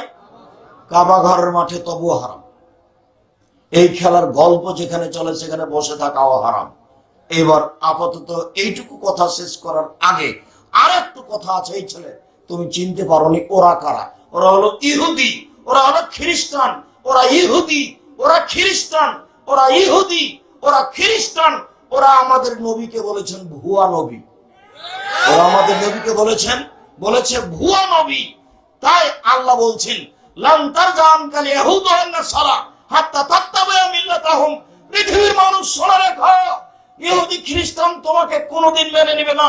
মুহাম্মদ, পৃথিবীর মানুষ শোনা রেখো, ইহুদি খ্রিস্টান মুহাম্মদকে কোনোদিন মেনে নেবে না। মুহাম্মদ আপনাকে ইহুদি খ্রিস্টান কোনোদিন মানবে না। আপনি ইহুদি হন, আপনি খ্রিস্টান হন, তাহলে আপনাকে মানবে। ইহুদি খ্রিস্টান আপনাকে কোনোদিন মানবে না। ইহুদি খ্রিস্টান বলছে আরে মুহাম্মদ আবার কেমন নবী? হ্যাঁ, মুহাম্মদ কেন নবী? নবী তো ইব্রাহিম, ইব্রাহিমের ছেলে ইসহাক, ইসহাকের ছেলে ইয়াকুব, ইয়াকুবের ছেলে ইউসুফ, ইউসুফ থেকে দাউদ সুলাইমান, দাউদ সুলাইমান থেকে হচ্ছে আপনার ঈসা মুসা। নবী তো এই মানে হঠাৎ করে এলান দিয়া মোহাম্মদ কেন? না, মোহাম্মদ নবী নয়, এ ভুয়া নবী। এরা ইহুদি, এরা খ্রিস্টান। এক মিনিট, যতবার সালাতে আপনি সূরা ফাতিহা পড়ছেন ততবার আপনি বলছেন গায়রিল মাগদুবি আলাইহিম ওয়ালাদ-দাল্লিন। আল্লাহ অভিশপ্ত ইহুদিদের পথ দেখায় না। আল্লাহ পথভ্রষ্ট খ্রিস্টানদের পথ দেখায় না। আল্লাহ অভিশপ্ত ইহুদিদের পথ দেখায় না। ওরা অভিশপ্ত, ওরা ভ্রান্ত। খ্রিস্টান ভ্রান্ত, ইহুদি অভিশপ্ত। কতক্ষণ ধরে বলছি তোমাকে আমিন, তুমি আমার দোয়াটা কবুল করো। সূরা ফাতিহাতে এইভাবে বলছেন। কাকে বলছেন আপনি? ইহুদি খ্রিস্টানের ব্যাপারে আল্লাহকে বলছেন এরা ইহুদি, এরা খ্রিস্টান। আল্লাহ নবী বলছেন খালিফুল ইয়াহুদা ওয়ান নাসারা, পৃথিবীর মানুষ তোমরা ইহুদিদের বিরোধিতা করো, পৃথিবীর মানুষ তারা খ্রিস্টানের বিরোধিতা করো, পৃথিবীর মানুষ তোমরা ইহুদিদের বিরোধিতা করো, পৃথিবীর মানুষ তোমার খ্রিস্টানের বিরোধিতা করো। এই কথাগুলি কে বলছেন? মুহাম্মদ সাল্লাল্লাহু আলাইহি ওয়াসাল্লাম বলছেন। এই কথাগুলি কে বলছেন? মুহাম্মদ সাল্লাল্লাহু আলাইহি ওয়াসাল্লাম বলছেন। এবার একটা খুব গুরুত্বপূর্ণ মজার কথা আছে। মুহাম্মদ সাল্লাল্লাহু আলাইহি ওয়াসাল্লাম এতগুলি বলার পরে মক্কা থেকে মদিনায় আসলেন। মদিনায় এসে দেখলেন মদিনার লোকেরা মুহররমের 10 তারিখে রোজা থাকে। মুহররমের 10 তারিখে রোজা থাকে মদিনার ইহুদি খ্রিস্টানেরা। আল্লাহ নবী জিজ্ঞাসা করলেন, আরে শোনো শোনো শোনো, তোমরা মুহররমের 10 তারিখে রোজা থাকো কেন? ইহুদিরা বলল, কেন আপনি জানেন না? মুহররমের 10 তারিখ তো বড় দিন। এই দিনে আল্লাহ ফেরাউনকে ডুবিয়ে দিয়েছেন, এই দিনে আল্লাহ মুসাকে বাঁচিয়ে দিয়েছেন, এই দিনে আল্লাহ ফেরাউনকে ডুবিয়ে দিয়েছেন, এই দিনে আল্লাহ মুসাকে বাঁচিয়ে দিয়েছেন। এই দিন তো বড় দিন, সেই জন্য আল্লাহর শুকরিয়া আদায় করে, আল্লাহ তুমি এত বড় কাজ করেছো, কি করব তোমার আমরা শুকরিয়া আদায় করি। তাই মুহররমের 10 তারিখে সিয়াম থাকছি। তখন মুহাম্মদ সাল্লাল্লাহু আলাইহি ওয়াসাল্লাম বলছেন, আরে শোনো শোনো শোনো, শুকরিয়া আদায়ের ব্যাপারে আমি তোমাদের চেয়ে বেশি হক রাখি। আমিও মুহররমের 10 তারিখে সিয়াম থাকলাম। সঙ্গী সাথী সাহাবীগণ, তোমরাও মুহররমের 10 তারিখে সিয়াম থাকো। যেমন বলেছেন তেমনি সাহাবীগণ খেপে উঠে বলছেন, বলেন কি আপনি? মুহররমের 10 তারিখে সিয়াম থাকবো মানে মুহররমের 10 তারিখ ইহুদি খ্রিস্টানদের বড় দিন। মুহররমের 10 তারিখে সিয়াম থাকবো কেন? থাকবো না। আপনি দিন রাত বলছেন তাদের বিরোধিতা করতে হবে। আচ্ছা আচ্ছা আচ্ছা আচ্ছা ঠিক আছে, থামো থামো থামো। শোনো, আমি যদি সামনে বছর বেঁচে থাকি তাহলে মুহররমের 9 তারিখও সিয়াম থাকবো। 9 তারিখ হবে বিরোধিতা, 10 তারিখ হবে শুকরিয়া। বোঝা গেল না কথা? মুহররমের সিয়াম কয়টা? 2টা। মুহররমের সিয়াম কয়টা? 2টা। 9, 10। 9 কিসের জন্য? বিরোধিতার জন্য। 10 কিসের জন্য? শুকরিয়া আদায়ের জন্য। 10 তারিখে কি হয়েছিল? ফেরাউন ডুবে গেছে, আল্লাহ মুসাকে বাঁচিয়ে দিয়েছেন, এই জন্য ওরা শুকরিয়া আদায় করছে। তা আল্লাহ নবী বললেন আমরা শুকরিয়া আদায় করবো, আমরা শুকরিয়া আদায় করবো, মুহররমের 10 তারিখে সিয়াম থাকবো। তখন সাহাবীগণ বললেন না না না না না না, এটা হতে পারে না। বলো এখন ব্রাজিলের পতাকা কি করবা? যদি মোটরসাইকেল থাকে ফেলে দিয়ে পেশাব করে যায়। দেখো, না না না, অসম্ভব। মুহররমের 10 তারিখে সিয়াম থাকবো না, এই দিন হলো ওদের বড় দিন, কেন থাকবো? তখন আল্লাহ রাসূল বলছেন থামো থামো থামো থামো থামো থামো, আমি যদি সামনে বছর বেঁচে থাকি তাহলে মুহররমের 9 তারিখও সিয়াম থাকবো। তাহলে 9 তারিখ কি হবে? বিরোধিতা। 10 তারিখ কি হবে? শুকরিয়া। মুহাম্মদ সাল্লাল্লাহু আলাইহি ওয়াসাল্লাম নীতি তোমাকে শোনালাম। সম্মানিত দিনী ভাই বোন, খুব সাবধান। এতক্ষণ পর্যন্ত নীতিগত কথা বললাম, এবার আল্লাহ রাসূলের আফসোস বলে। আফসোস, আল্লাহ রাসূলের দুঃখ, আল্লাহ রাসূলের আফসোস। পৃথিবীর মানুষ শোনা রেখো, আমার উম্মত ইহুদি খ্রিস্টানদের সাথে নীতিতে মিশে যাবে। ডান হাতের বিঘত যেমন বাম হাতের সমান, ডান হাতের বিদ্যা যেমন বাম হাতের সমান, সমান সমান যেমন আমার উম্মত পাপ করার ব্যাপারে ইহুদি খ্রিস্টানদের সাথে মিশে যাবে তেমন। এটার মধ্যে একটু কম অবস্থা আছে কি? ডান হাতের বিদ্যা আর বাম হাতের বিদ্যা কত বড়? একই সমান। আল্লাহ নবী দিয়ে কি বললেন? আমার উম্মত ইহুদি খ্রিস্টানদের সাথে সব অন্যায় মিশে যাবে, একবারে হুবহু। এই কথা বলার পর আবার বলছেন থামেনি। এগুলো কিন্তু দুঃখজনক কথা। পৃথিবীর মানুষ শুনে রাখো, ডান পায়ের জুতা যেমন বাম পায়ের সমান, ডান পায়ের জুতা যেমন বাম পায়ের সমান, আমার উম্মত ইহুদি খ্রিস্টানদের সাথে অন্যায় পাপে মিশে যাবে তেমন সমান সমান। এখনো কথা শেষ হয়নি, আরো দুঃখজনক কথা আছে। পৃথিবীর মানুষ শুনে রাখো, ইহুদি খ্রিস্টান যদি মায়ের সাথে জেনা করে পাপ করতে করতে, তো আমার উম্মত মায়ের সাথে জেনা করবে। মনে হয় কথা বুঝাতে পারলাম না? সব হাদিস বুখারী মুসলিম। বলো এবার তুমি পতাকাটা কি করবে? পুড়িয়ে দিতে হবে, জ্বালিয়ে দিতে হবে, পেশাব করে দিতে হবে। ওরা ইহুদি, ওরা খ্রিস্টান, সার্বিক সম্ভবপর চেষ্টা চালাতে হবে। সম্মানিত দিনী ভাই বোন, আপাতত এইটুকু বলে আমি আমার আলোচনাতে সংক্ষিপ্ত কথায় আসি। এই ছেলে বসো, থামো, বিরক্ত হয়েও না। আমিও ক্লান্ত মানুষ, কাছাকাছি চলে এসেছি। আল্লাহ বলছেন যে ফানকিহু মা তাবা লাকুম মিনান নিসায়ে, পৃথিবীর মানুষ যাকে ভালো লাগে তাকে বিবাহ করো। এই কথার অর্থ কি শুধু সুন্দরীগুলোর বিবাহ হবে, আর যেগুলো সুন্দরী নয় সেগুলোর বিবাহ হবে না? জি না, এটা তাকদীর। খালি আপনাকে আল্লাহ খুশি করে দিলেন, আল্লাহ আপনাকে খুশি করে দিলেন, তখন আপনি বললেন আচ্ছা ঠিক আছে, এটা ভালো নয়, না এটা ভালো নয়, এটা ভালো নয়, আমি সুন্দরী দেখে বিবাহ করব। সুন্দরী দেখে বিবাহ করার সিদ্ধান্ত নিলেন, কিন্তু ঘুরতে ঘুরতে ঘুরতে ঘুরতে ঘুরতে যেটা তাকদীরে লেখা আছে সেটাই ঠিক। এটা যে আল্লাহ আপনাকে বললেন, খুশি করে দিলেন আল্লাহ আপনাকে, পৃথিবীর মানুষ যাকে ভালো লাগে বিবাহ করো, এটা খুশি করা হলো না? এখন তো আমি আর আপনি বলবো যে যেগুলো সুন্দরী নয় সেগুলো বাদ পড়ে যাবে, কিন্তু তাকদীরের কলকাতা ওপরে আছে। এখন ঘুরতে ঘুরতে বলছে আম্মা ওই মেয়েটা সুন্দরী হলেও ওদের যেন বাড়ি ঘরটা কেমন লাগলো, আমাকে ভালো লাগলো না। আম্মা এই মেয়েটা সুন্দরী না হলো এদের সব সেট ভালো, আমার এটাই সিদ্ধান্ত নেন। আমার এটাই সিদ্ধান্ত, এ দেখেন হয়ে গেছে। কলকাতা ওপরে ঘুরছে, তার নাম তাকদীর। 2, আল্লাহ বলছেন ফানকাহুন্না বিইজনি আহলিহিন্না ওয়াতুহুন্না ওয়াজুরাহুন্না, পৃথিবীর মানুষ মেয়েদেরকে বিবাহ করো, বাপকে বলে মোহর দিয়ে বিবাহ করো, চিরদিনের জন্য যৌতুক হারাম, চিরদিনের জন্য ফার্নিচার হারাম। যা খাটলা চৌকি বাক্স তোমার শ্বশুর দিয়েছে, আগামীকাল সন্ধ্যা হতে হতে ফেরত দিতে হবে। আমি অন্য জায়গাতে বলেছি, সেই ভাষাগুলো তোমার কাছে আমি বলতে কষ্ট পাচ্ছি। আমি বলি যে ভিক্ষে করে খাও, চাঁপাইনবাবগঞ্জ ট্রেন স্টেশনে যাও, বাপ বেটা ভিক্ষে করো, যা পাবা এই দিয়ে ফার্নিচার কিনো, এই দিয়ে বিবাহ করো। শ্বশুরের কাছে ফার্নিচার নিবে কেন? কেন নিবা? কেন নিবা? বাচ্চা হওয়ার সময় তোমাকে আমাটা ব্যবহার দিতে হবে কেন? কেন মাছ দিতে হবে? কেন খাস দিতে হবে? তুমি দিয়ে আসো, তুমি বাপের বেটা, বাপ বেটা ইনকাম করে বিবাহ করতে গেছো। আল্লাহ তো বলেছেন টাকা থাকলে বিবাহ করো। নবী বলছেন এক পৃথিবীর মানুষ, যুবক দল শোনো, যার টাকা আছে সে বিবাহ করবা। টাকা যদি না থাকে তাহলে রোজা থাকো, রোজা থেকে থেকে থেকে যৌবন ধ্বংস করে দাও, বিবাহ করিও না। বিবাহ করলে কি লাগবে? টাকা লাগবে। এই কথা মেয়ের বাপকেও আল্লাহ নবী বলেননি, আল্লাহ বলেননি, মেয়েকেও বলেননি।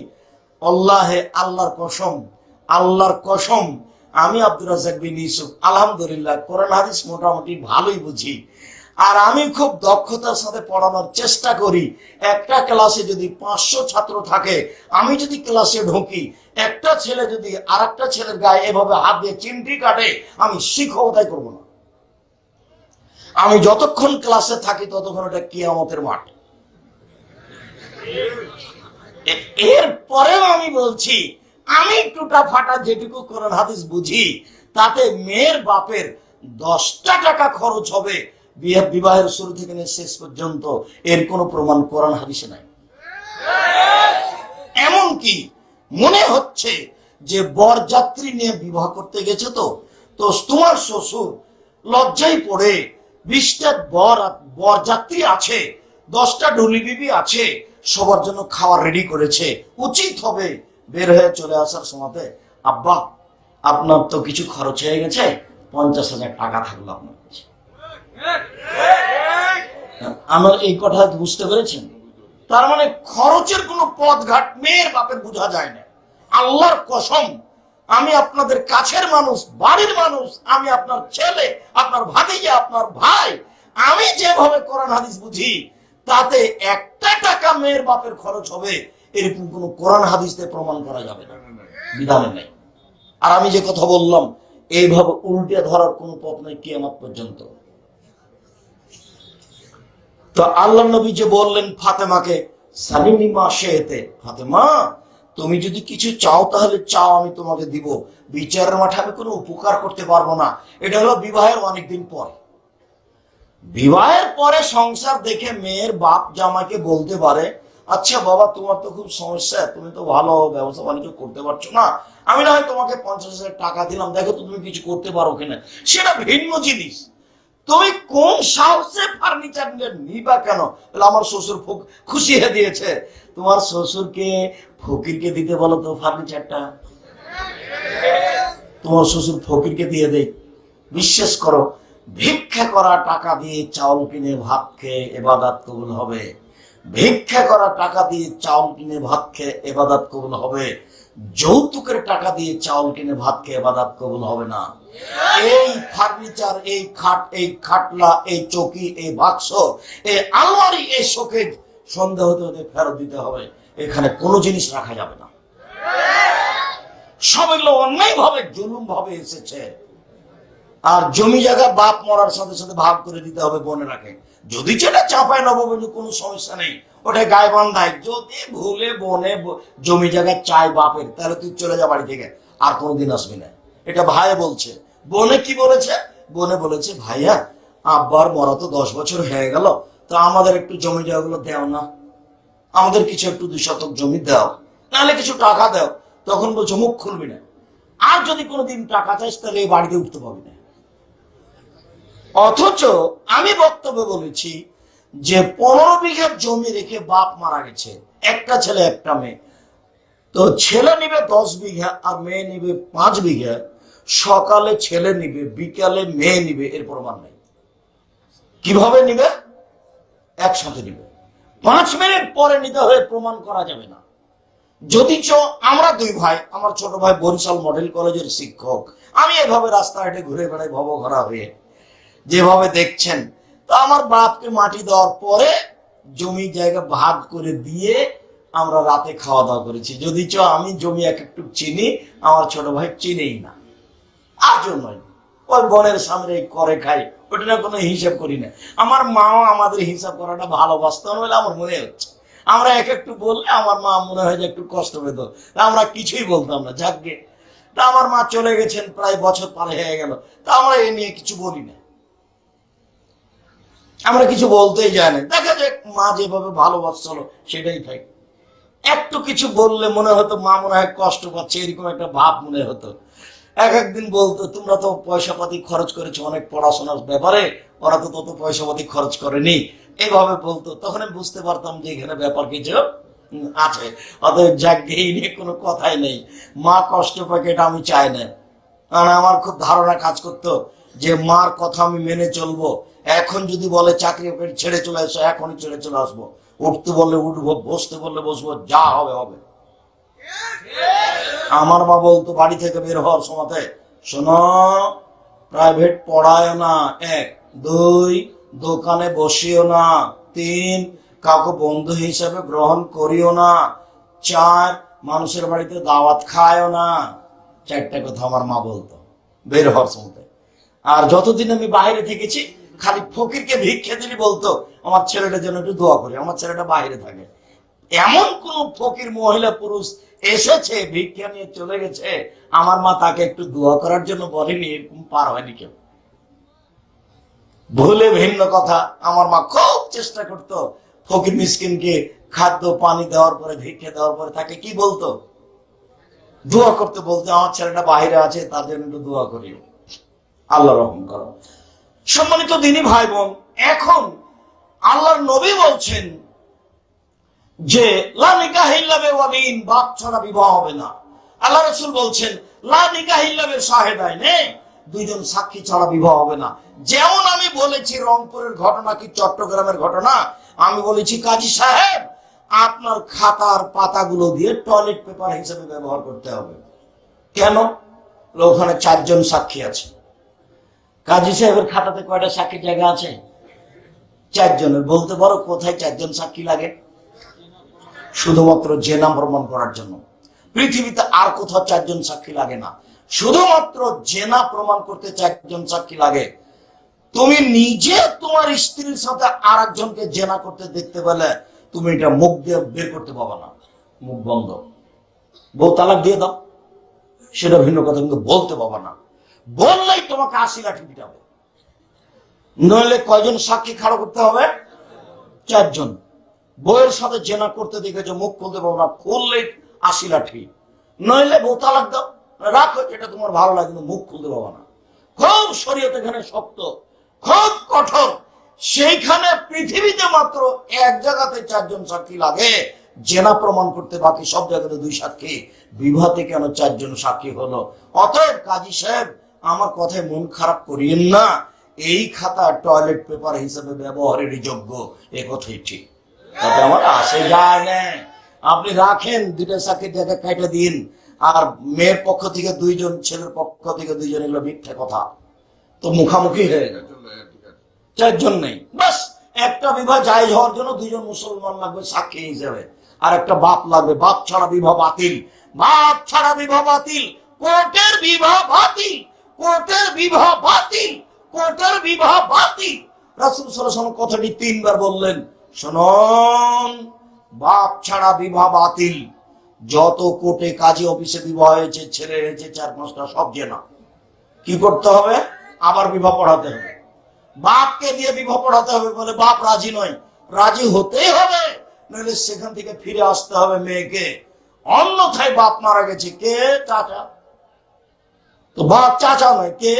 তাহলে ভাই, ভাইও নাই, তাহলে ওর পক্ষ থেকে যে সন্তান হয়েছে 16-18 বছর হয়ে গেছে, ওই বিবাহ পড়ায় মায়ের।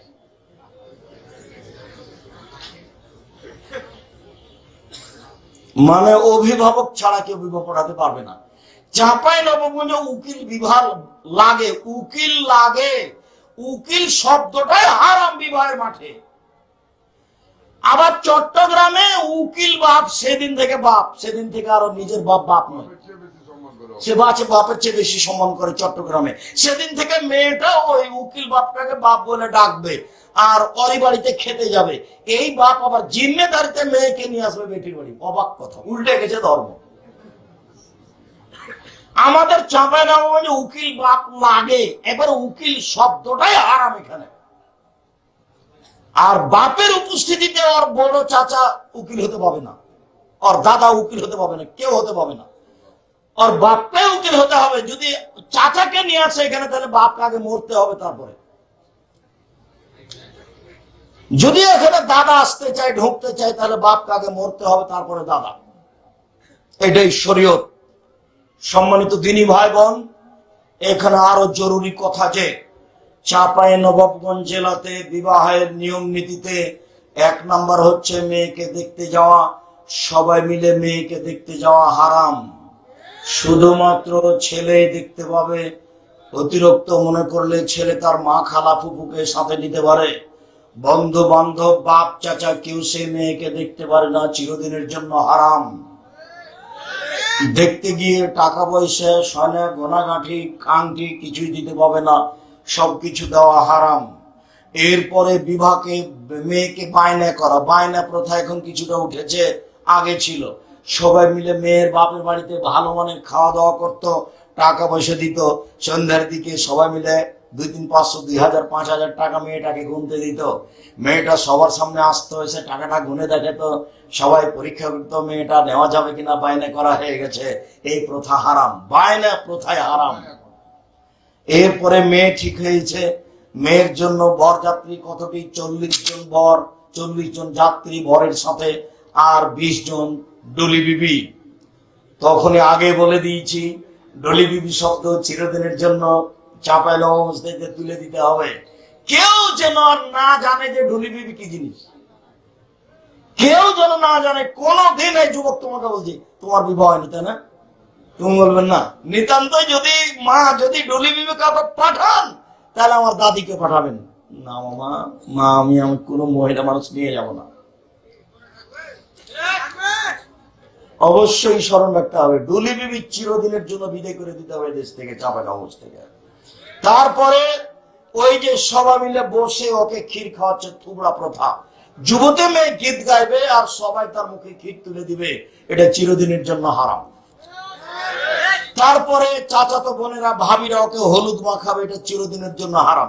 আরে পুরুষের গায়ে হাত লাগিয়ে হলুদ মাখা তো দূরের কথা, মহিলা মানুষ মহিলার গায়ে হাত মাখা, হলুদ মাখানো নিষেধ।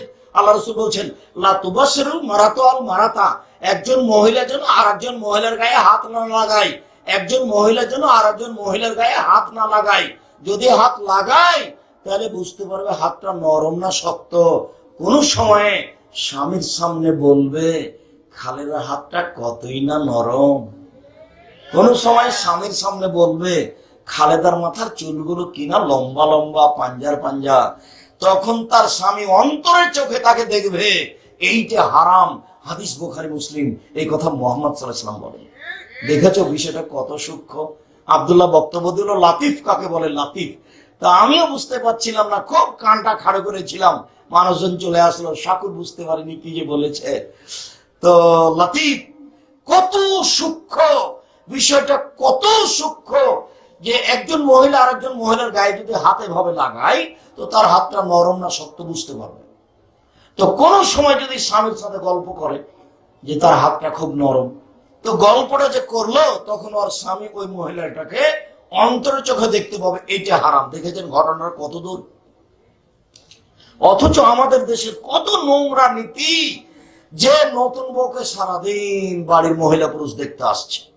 মারা গেছে একটা মানুষ, সারাদিন মহিলা পুরুষ সেই লোকটাকে দেখতে আসছে। আরে পুরুষ মানুষ মারা গেছে, তাকে দেখতে যাচ্ছ কেন এইভাবে? তাকে নিয়ে এত হইচই কেন? সৌদি আরবে 2টা জিনিস, কোনো হইচই নাই। লোক মারা গেছে, মাটি দিয়ে দাও, কোনো কথা নেই। বিবাহ করতে চাচ্ছে, বিবাহ করুক, কোনো কথা নেই। তালাক দিতে চাচ্ছে, কোনো কথা নেই, তালাক দিয়ে দিক। বাংলাদেশে তালাক দেওয়া মানে ওকে জেলে যেতে হবে। এবারে কালকে দুইজন মিলে সংসার করেছে রাতে, আজকে তালা খেয়ে গেছে, জেলে দুইজনে দুই দিকে দাঁড়িয়ে আছে, এতে এজলাসে কাঠগড়ায় দাঁড়িয়ে আছে জজের সামনে। আমিও দাঁড়িয়েছি জজের সামনে কাঠগড়ায়। কোথায় বলতো?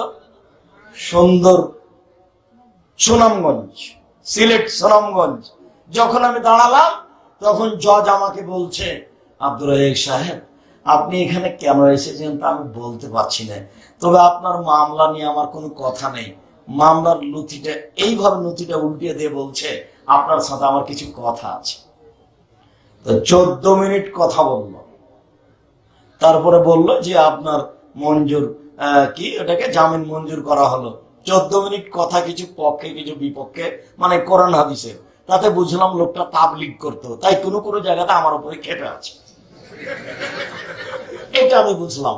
আর যেদিন আমি সিলেট কোর্টে দাঁড়ালাম তখন জজ আমাকে বলছে যে আপনি কি পিস টিভির আলোচক? আব্দুর রাজ্জাক বিন ইউসুফ। জি, আমি পিস টিভির আলোচক। তখন বলছে আপনার মামলাটা আমি খারিজ করে দিলাম। ওর ওই দিনই শেষ। তো সিলেক্টরটা ছিল 5,000 কোটি টাকা, আর সুনামগঞ্জেরটা ছিল 1,000 কোটি টাকা। 1,000 কোটি টাকা দিতে হবে। অপরাধ আমি বলেছি কবি নজরুল ইসলাম ভুল বলেছেন। কি বলেছি? কবি নজরুল ইসলাম ভুল বলেছেন, এই কথা ঠিক নয়। কবি নজরুল ইসলাম কি বলেছেন? কবি নজরুল ইসলাম বলেছেন, মসজিদের পাশে কবর দিও ভাই, যাতে করে মসজিদের আজান শুনতে পাই, তাহলে এই গুনাহগার কবর আজাব হতে পাইবে রেহাই। তখন আমি বলেছি যে মসজিদের পাশে কেন? কারো বাপের কবর যদি কাবা ঘরের নিচে হয় তবে রক্ষা হবে না, বিচার হবে কর্ম দিয়ে। বিচার কি দিয়ে হবে? কর্ম দিয়ে। তা আমি এখন কবি নজরুল ইসলামের মানের হানি করেছি, এ হলো মামলা। আর যখন বলেছি ওমা তোমার আকাশ তোমার বাতাস, তখন তোর বাপের আকাশ। আমরা তো আর বুঝতে পারিনি। ও বারবার বলছে কালিমাকে। ও কাকে বলছে? কালিমাকে। ও কালিমা তোমার আকাশ তোমার বাতাস, এভাবে ও বলছে। তো কালিমার কি আকাশ বাতাস? আল্লাহ। তো এই কথাটা বলাতে কবি নজরুল ঠাকুরের অপমান করা হয়েছে, এই হলো মামলা। আল্লাহ রহম করো। সম্মানিত দিনী ভাই বোন, এদেশের বিবাহের সব কাজ না যায়, যত কাজ আছে মাঝে খরচ থেকে নিয়ে, যেখানে বসে আছে সেখানে পান নিয়ে যেতে হবে এটা নিয়ে, বিবাহ ঘেরতে হবে এটা নিয়ে, প্রতারণা দিয়ে এক গ্লাসে আছে শরবত আর এক গ্লাসে লবণ পানি, বোঝা যায় না, এগুলো প্রতারণা। বিবাহ ঘেরা থেকে নিয়ে, বিবাহ পড়ানো থেকে নিয়ে, মেয়ের কাছে বিবাহ পড়ানো হারাম, মেয়ের কাছে বিবাহ পড়ানো যাবে না। অমুক লেবাসে অমুক, এত নগদ এত বাকিতে তোমাকে বিবাহ করতে এসেছে, তুমি তাকে স্বামী সত্ত্বে কবুল করো। তখনও বলছে কবুল করলাম। তো এই দেশে যা প্রথা আছে, গায়ে বাঁধে তার চেয়ে বেশি খারাপ আছে। গায়ে বাঁধাতে গিয়ে 15-16 জন যায় মেয়েটার ওখানে, ওখানে গিয়ে এইভাবে বলে। তারপর বলা শেষ হলে যেখানে বর বসে আছে এখানে আসে, এসে সবাই দাঁড়িয়ে থাকে। তখন বরের সাথে লোকগুলো বলে আপনারা কে? তখন ওরা বলে আমরা এই বিবাহের উকিল। মেয়ে কবুল করেছেন? জি করেছেন। আপনারা শুনেছেন? জি শুনেছি। তাহলে আপনারা বসেন। তখন বসে, তার আগে বসতে পাবে না। মনে হচ্ছে পাগলামি কারবার, হিন্দুদের বিবাহ লেগেছে কলার কাছে চতুর্দিকে ঘুরে, ধর্ম পাগল হয়ে গেছে। धर्म राजशाही चापाइनबाबगंज हवाई लड्डू, दोनों हाथ में लड्डू है, जो चाहे उसको खा ले, जो चाहे उसको छोड़ दे। भूल हिसाब। চাঁপাইনবাবগঞ্জ আর দেবীনগরের মৌলানা, নামটা আমি এখন স্মরণে আসতে পারছি না, রামাজান মুলবি বিবাহ পড়ানোর সাথে সাথে বলছে উঠে, এই 2 রাকাত সুন্নাত পড়ো। ও 2 রাকাত সুন্নাত পড়া বিদআত। উঠে পড়ানোর সাথে সাথে বলছে আপনাদেরকে অলিমার দাওয়াত দিলাম। অলিমার দাওয়াত শব্দটাই না যায় হারাম। আরে বাসরাতের পরে অলিমা। অলিমা কখন? বাসরাতের পরে। এইখানে কেন? এইখানে কেন? এখানে মেয়ের বাপ যদি আপনাদের জন্য খানা পানি করে থাকে, বিবাহ যখন পড়া হয়ে যাবে তখন মেয়ের বাপ বলবে যে ভাইজান আপনাদের এটা আমি খাওয়ার ব্যবস্থা করেছি, আপনারা খাওয়া দাওয়া করে যাবেন। বর কেন দাঁড়িয়ে বললো যে অলিমা খেয়ে যাবেন, তখন বিস্কুটের ভাবে ছিটিয়ে দিল, হয়েছে লেগে হোড়াহুড়ি লেগে গেল। এই কোন কথা? ধর্ম এরকম? এরকম নাচ গান দিয়ে ধর্ম? ডুলি পিপি দিয়ে ধর্ম? 50 জন আপনার বরযাত্রীদের ধর্ম? আবার বিবাহের পরের দিন ক্ষীরকাঁচি, মেয়ের বাড়ির পক্ষ থেকে যত এসেছে ছেলের বাড়ির পক্ষ থেকে তার ডবল যাবে। এটা একেবারে নোংরামি। শুকরিয়া, জাযাকুমুল্লাহ খাইর। বিষয়গুলি আপনাদেরকে আমি খুব সুন্দরভাবে